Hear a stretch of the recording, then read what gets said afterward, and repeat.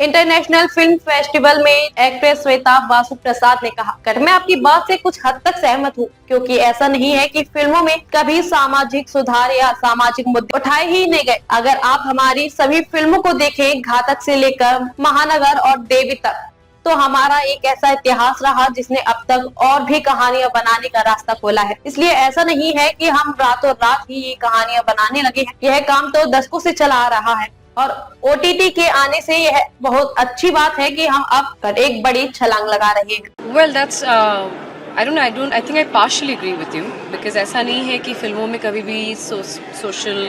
Reforms या social issues के बारे में मुद्दे नहीं उठाए गए थे. If you look at all our films from Mrinal Sen to Ghatak to Mahanagar to Devi, we have had the history which has paved the way of making more stories now. So it's not like overnight we are making stories right now. It's been happening over decades, and with OTT it's great that we are taking a higher, a bigger jump in like she said, it's more diverse and there are all kinds of stories, and we are creating an audience base which is interested in such stories, and also audiences now watching all kinds of films, and I would like to call them films and not content, and stories from all over the world. So I think it's given us as actors